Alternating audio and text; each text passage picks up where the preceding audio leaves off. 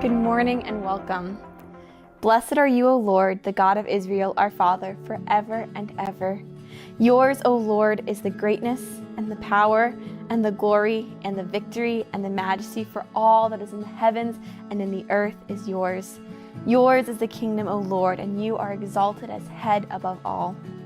Both riches and honor come from you, and you rule over all. In your hand are power and might, and in your hand it is to make great and to give strength to all. And now we thank you, our God, and praise your glorious name. Welcome to Garden Church.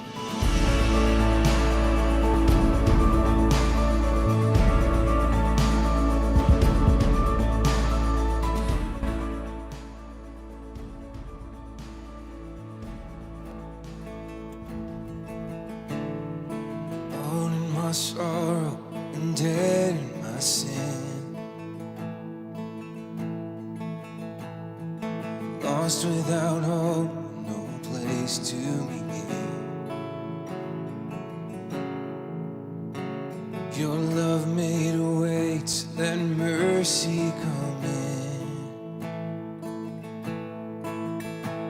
When death was arrested, my life began.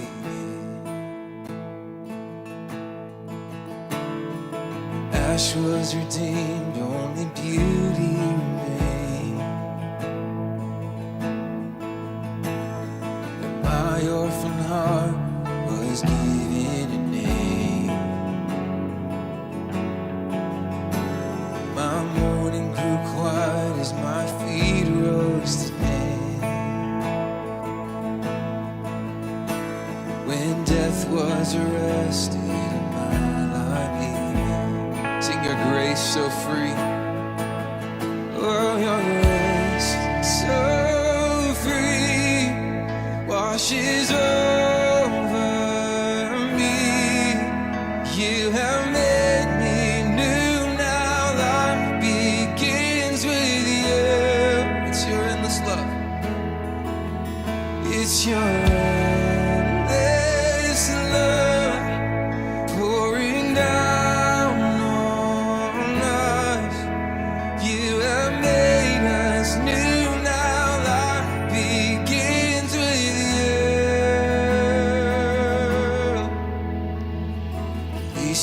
Chains, I'm a prisoner no more. Our shame was a ransom He faithfully bore. And He canceled my debt. He canceled my debt, and He called me His friend. When death was arrested and my life began. Your grace so free washes over me. You have made me new. Now life begins with you. It's your endless love pouring down on us. You have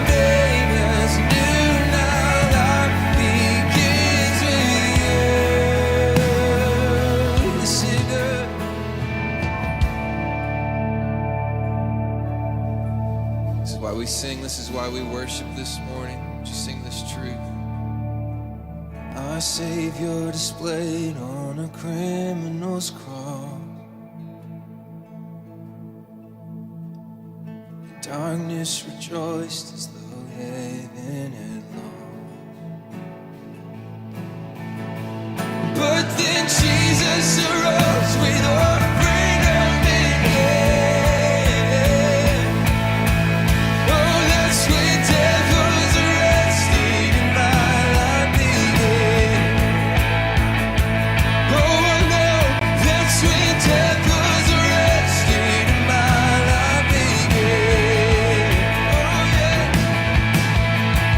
Your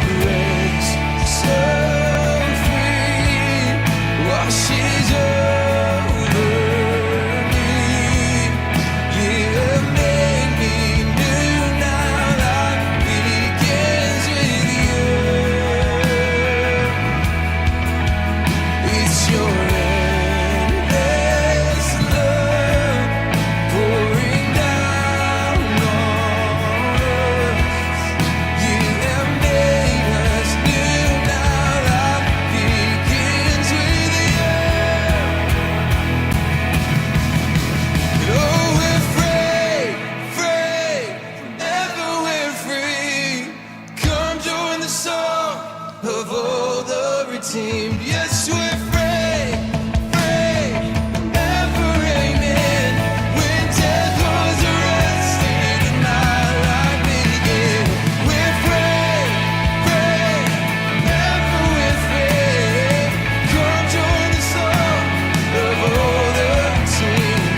We're free, free, never amen.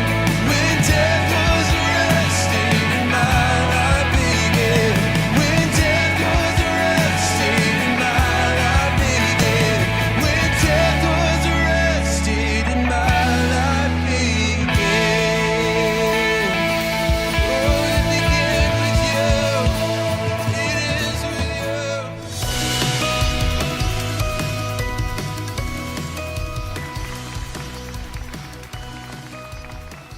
Well, thank you and good morning. What I'm going to do is talk on a real practical level. And as you see from the title, restoring your church's outreach focus or outward focus. Here's my belief, and you can see if this is true or not. I believe most churches were initially planted for the purpose of reaching a new part of the community. In other words, evangelism was central to what started whatever church you're part of or the churches you're part of starting. And if you're part of a ministry, I think your ministry probably had, at least as a part of its central focus, we want to reach lost people, people who need to know Christ. But I don't know how it happens, do you? We start as evangelistic outposts, and before you know it, we're leading a Christian club, right? We're going to reach the lost. Before you know it, we're babysitting cantankerous Christians,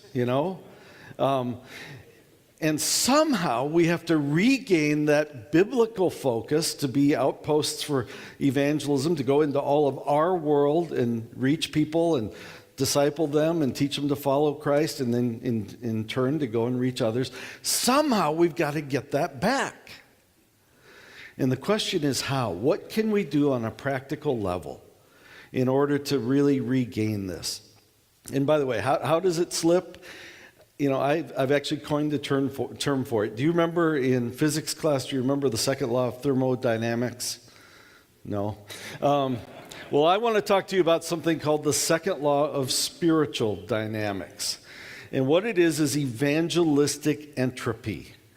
What starts out white hot for evangelism over time tends to cool off and become, like I say, a Christian club. And that's true in our own hearts as leaders. I think it's true in ministries. I think it's true in churches. I think it's true in whole denominations. We just kind of lose our way, and the squeaky wheel gets the oil, and the squeaky wheels are almost always believers, right? I mean, like, when's the last time someone from your community called and said, hey, we're lost out here. When are you going to do something to reach us? No, they don't do that. It's the Christians that have concerns and problems, and some of that's important, not all of it. But we've got to regain our foot. We're supposed to be on a mission. So how do we regain that? And what I want to give you is something I've developed over the years, especially when I was in Chicago. I was the evangelism leader at the Willow Creek Association, working with thousands of churches from over 100 different denominations and non-denomination backgrounds. And what I tried to do is distill a transferable biblical approach to regaining our outward focus as churches and ministries. And I want to offer to you, and I'll just put in a disclaimer, it's not 6 easy steps. It's not like a recipe, just add the ingredients, stir, it's going to be beautiful. This is hard stuff. But I'm fully convinced these are biblical, like I said, ingredients that if we will really focus on them, I believe we can turn the ship around. And boy, does the ship need to be turned around, doesn't it? So, and I'll just say real quick, if you want to get more details on what I'm going to talk about, I did put them in a book a number of years ago, and I think the next slide shows Becoming a Contagious Church, which was written more for you, for church leaders. And it really unpacks in detail this 6-stage process. But let me go right to the first step. And I think this one is the foundation, especially for a group like us of mostly ministry and church leaders. And that is what Shayla already said. You're going to hear this over. And the Holy Spirit is leading us all to the same primary message. Guess what? It starts with you. It starts with me. And here's the way I put it. If you want to build an evangelistic church, you've got to first become an evangelistic Christian and leader. Because as they say in secular circles, speed of the leader, speed of the team.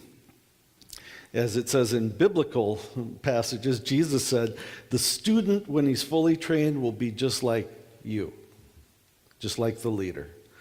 And my ministry partner and buddy, Lee Strobel, author of Case for Christ, the way he puts it, it's pretty challenging. He says, you as the leader will set the high water mark for where your church will go evangelistically. That's good news and bad news, isn't it? I mean, I understand this is intimidating stuff because none of us feel like we live up to where we could be or what we could do. I had a chance in a green room once when I was speaking somewhere with Luis Palau. I said, I'm curious, Luis, do you ever get nervous when you share your faith ever anymore? And he goes, without hesitation, he goes, of course, always. And I'm going, if Luis Palau still gets nervous, or if this is hard for him, there's hope for us mere mortals. Because he's one of the greatest evangelists of all of history, and we're like ordinary people, right? Well, we can do some things, and I want to just give you a few practical ideas of things we can do, and one of them Shayla already mentioned, and that has to do with prayer, and I'm not just saying pray more, but focused prayer, saying, God, please, I confess my vision is not where it needs to be. I've gotten all immersed in, managing a Christian club. I need my heart renewed for the lost people you sent me to reach. So change my heart, open my eyes. I had an African-American pastor friend, Ricky Bolden, former NFL player. He did a 30-day prayer focus, including fasting and just prayer for, so that God would change his heart toward lost people. And he said it took all that 30 days. He said it was 2 or 3 weeks in, he didn't even hardly see a difference. But by the end of that time, he was seeing people through new eyes, seeing them the way Christ sees them. So pray and just, be willing. Instead of faking it and going, yeah, I kind of got this one down and we're good. No, we're not good. Evangelism is not happening the way it needs to happen. None of us are good, okay? So let's just raise our right hands and say, God, I confess I don't care the way you care. You came to seek and to save the lost. I've been ignoring them. You're not willing that any would perish. I kind of have been acting like I'm willing for some to perish. Okay? I confess it as sin. God, change me, change my heart. Make me new and fire me up and make me do all those things Shayla just talked about. Help me to be that kind of leader. So prayer. These are 4 words that start with P because I preach. So second word is passages in Scripture. And what I mean by that is there's passages when you dwell in them, when you read them and focus on it, or memorize them, or better yet, preach on them. That's the way to really learn, right? Preach on it. You focus on certain passages and your evangelistic temperature goes up. And I bet you're thinking, when I have more time than 20 ridiculous minutes, I'm sorry. When I have more time, I actually have people call out, what's the passage? And I hear a lot of this, you hear the Matthew 28, the Great Commission, you hear, go into all the world, and you hear things, you will be my witnesses, Acts 1:8. Mine is John 4, the Jesus with the woman at the well. He takes all these risks, breaks all the social rules, man talking to a woman, a Jew talking to a Samaritan, a righteous teacher talking to a wayward woman. He breaks all of those rules and shares the good news with her. And, his disciples come back and say, hey, we brought lunch. He goes, I don't care. I've just been doing the work of my Father who sent me, and I eat that up. There is nothing. So I read that passage, John 4, and my evangelistic heartbeat beats faster. And so I would just urge you, go to those passages, teach those passages, talk about them with your family and with your friends, tweet about them or Facebook about them and preach about them.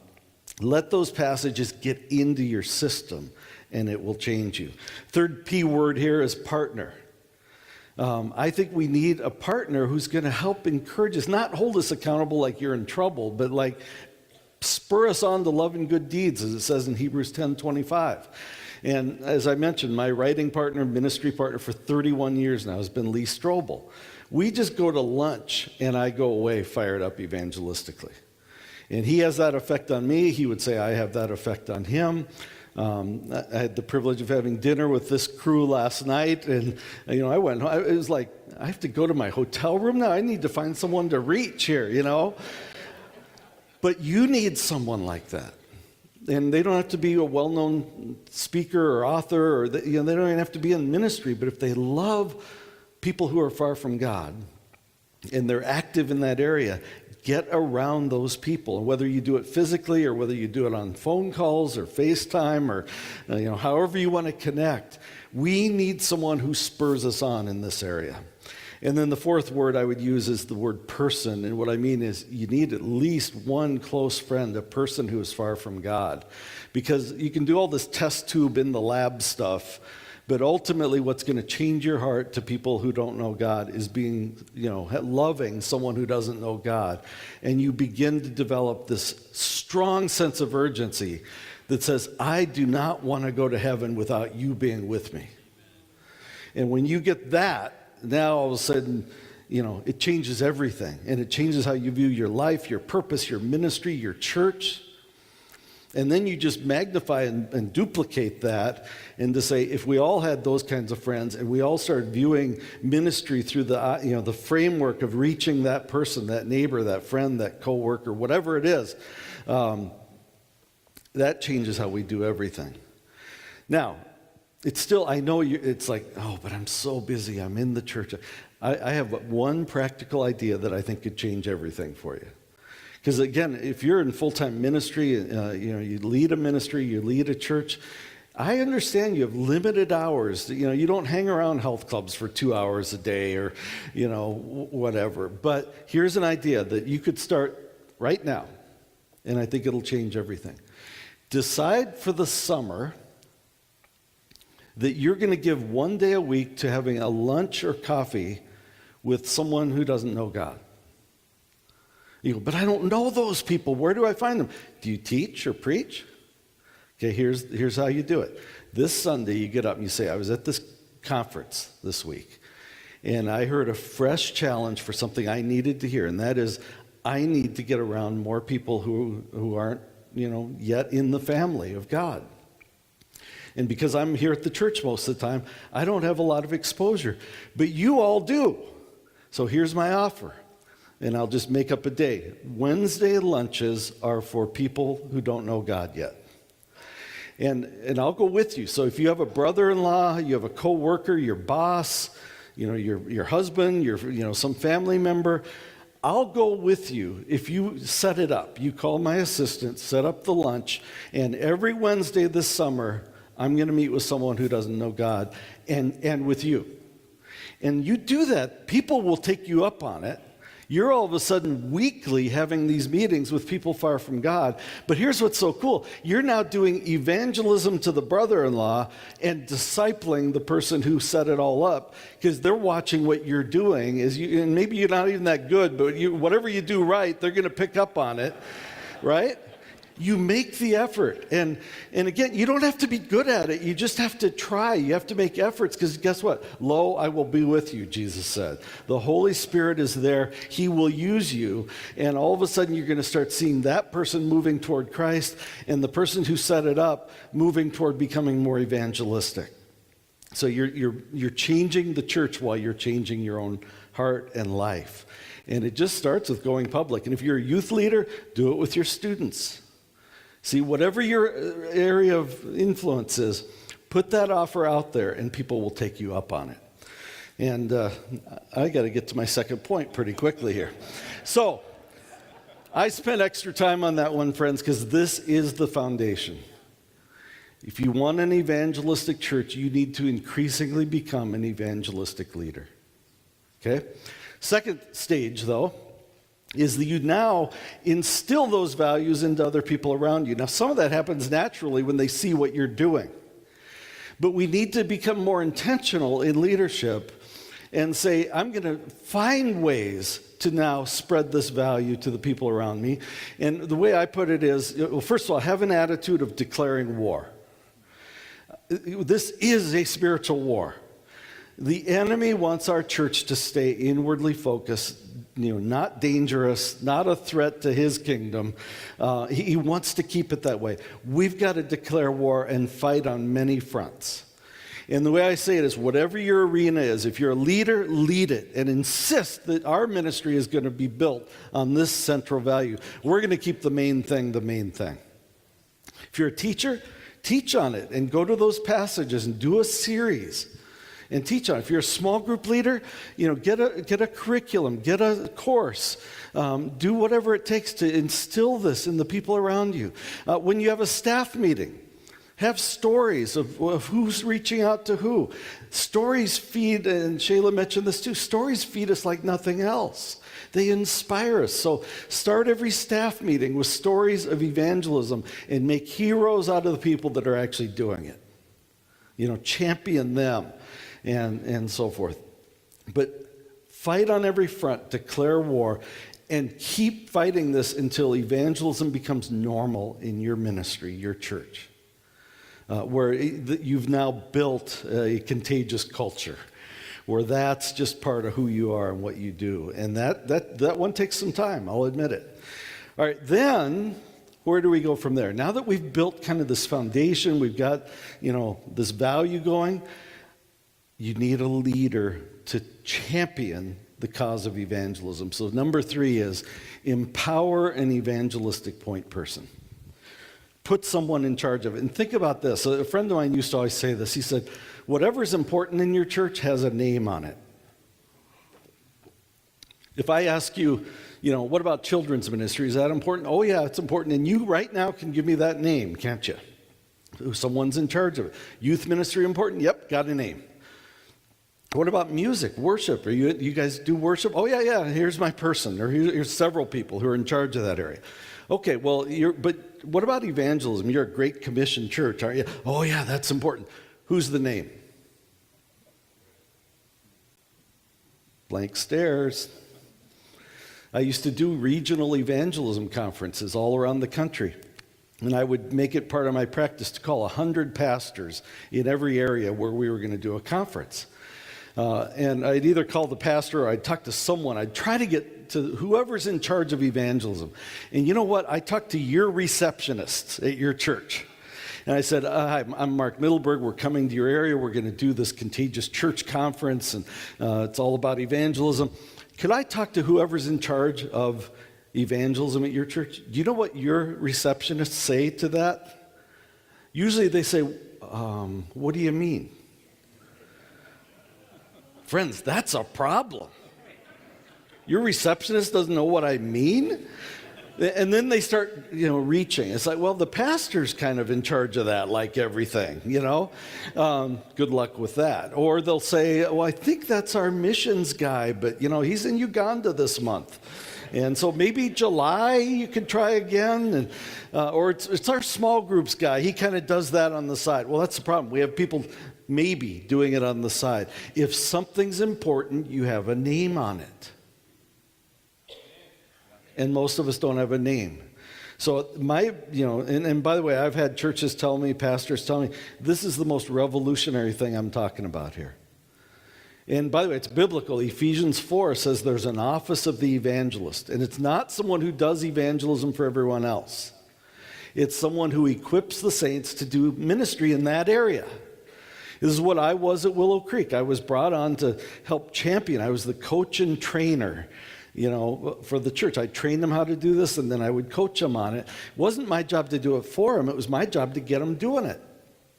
Every church needs someone like that, someone who will focus on it. As a business friend of mine in Dallas, very successful businessman named Carl, he said, Mark, for a business to succeed and thrive into the future, they have to have a really strong person or usually department in charge of new business. You can't just stay with your current customers and have a successful business. Someone's got to be in charge of new business. And he looked me in the eye, he goes, in most churches, who's in charge of new business? Again, blank stares, right? Nobody. Or churches say, well, we can't afford that. That's like a business saying, we're really having a hard time, so we're firing our marketing and sales staff because we just can't afford that luxury. Really? I've had people tell me, well, yeah, you came from Willow Creek, a mega church. Our church is so small, we can't afford to do having someone in charge of evangelism. And with a smile, I look them in the eye and say, your church is so small, you can't afford not to have someone in charge of reaching new people. Now, I understand it's not going to be a staff person in most churches. If your church is big enough, it should be. Most churches, it's going to be a volunteer or maybe a part-time paid position, but you go for the sharpest, best leader possible, because this is the most important. This is the central mission Jesus left us here for. So you empower the best person possible, and you don't just put their name in the bulletin. You bring them up in front of the church after you've prayerfully, carefully sought out the best man or woman possible to lead this area. You say, this is the person who's going to help us reach our community for Christ. And if you have questions, you need coaching, need help, here's their, cell phone number, here's their email address. They're here each week. You empower that. I'm telling you, it'll change your church. Now, I am out of time, but what does that person do? Number 4, they train and equip the church to share their faith. And your goal on this has to be 100%. A friend of mine calls it the law of coincidence. When you train people to share their faith, people get saved. When you stop training people to share their faith, people stop getting saved. When's the last time you trained your church to share the gospel? Now, I got to tell you, as the author of the Contagious Christian course, I meet so many pastors who say, yeah, we did your thing back in the 90s. They were back in the early 2000s. How'd it go? Oh, it was great. People came to Christ. Well, why did you quit? And a lot of us don't know. It was kind of, that was the year of evangelism or something. Really? What are you doing now? So I just want to urge you, and by the way, next slide, it's still available, the Becoming a Contagious Christian training course. It still works. It's still the gospel. It's still the power of God unto salvation. I urge you to use it and put it into play. I actually teach a lot of this for the Palau team before they come and do festivals in different places. One more slide. Lee Strobel and I just did a new course. It just came out called Making Your Case for Christ. And this mixes apologetics and evangelism in a practical way. 6 sessions, small group curricula with video teaching from Lee and me, and it has clips from the Case for Christ movie that help illustrate what we're talking about. What else does that point person do? Number 5, they find and rally a team of people that are want to go further with evangelism throughout the church. They rally them. And then finally, they help, number 6, unleash a variety of ministries and events, things like Alpha, things like, Christian concerts and movies and outreach events, golfing events, whatever, seminars, marriage things. The problem is we often want to jump to number 6 without building the foundation. And people will say, we're doing Alpha, but no one comes or no one's inviting their friends. It's because you haven't changed the culture yet. You don't have leaders modeling it. You don't have training happening. They're not praying for their friends.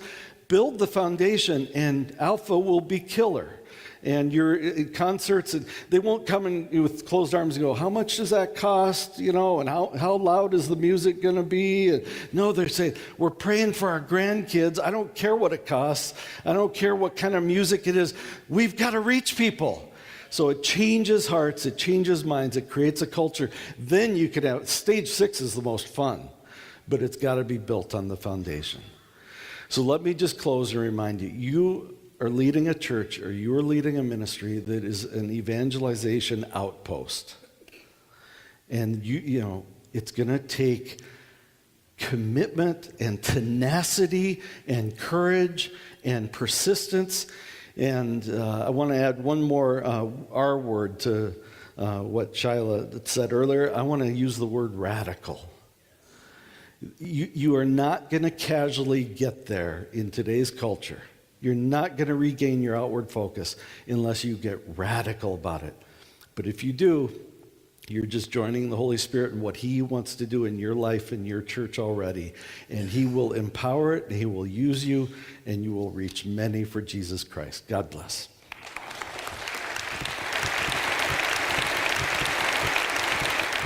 Hey everybody, thanks so much for joining us today, and we're so glad you could be with us here at Garden Church. I hope that sermon and worship was meaningful and good for you today, and that just God is moving in your life, wherever you're watching this, that you're able to take something away from today's message. My name's Caleb, and I'm here with Rachel. Good morning. We're so excited to have you here with us. We'd also love to remind you that we want to connect with you. You can fill out a connect card or leave a prayer request online at gardenchurch.com/live. We can't wait to hear from you and connect with you this week. Absolutely. We really love praying for you each and every week, and so just cherish that opportunity, and would love to know how we can come alongside you this week in prayer. Also want to remind you that you can give your tithes and offerings on the website at gardenchurch.com/give, and that's where you can do that. We're so grateful for your generosity in helping support our church and our ministry here in Portland.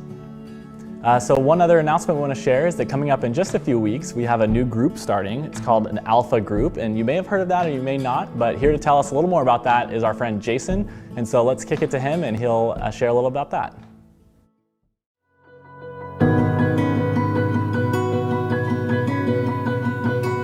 Alpha is a place to explore Christian faith with others. Alpha is for everyone of every walk of life to have a meal on us, to have a talk that opens up the conversation, and then, and this is my favorite part, a discussion where we explore life's biggest questions regarding faith, meaning, and purpose. Alpha is a global movement running for over 25 years. More than 1.3 million people attended Alpha last year in over 100 countries. So what can you expect on April 11th? When you come into our doors, you'll expect to see a warm bunch of people in our very own beautiful and spacious building in downtown Portland. Everyone will follow state precautions by getting their temp checks, hand sanitized, and socially distanced. We'll enjoy a delicious meal, we'll watch a video, and have an engaging discussion to get to know one another. We'll keep it simple and talk about what you can expect for the weeks to come so you aren't surprised by anything. I want to emphasize that Alpha is not a church program. Alpha is free of pressure to participate or even to follow up. Rather, it's an invitation to a journey to explore life's biggest questions with safe people. If you're uncomfortable meeting in person, our very own pastor, Aaron Bennett, will be hosting our online group.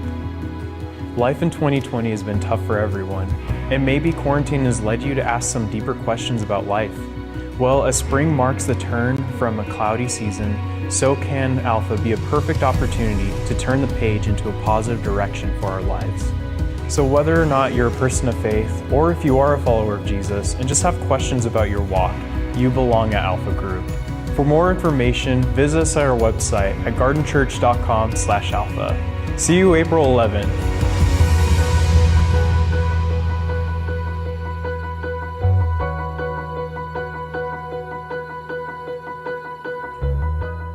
Thanks so much for that, Jason. We are so excited for Alpha Group to start. Thanks once again for joining us this morning. We are so happy to have you, and we can't wait to see you next week.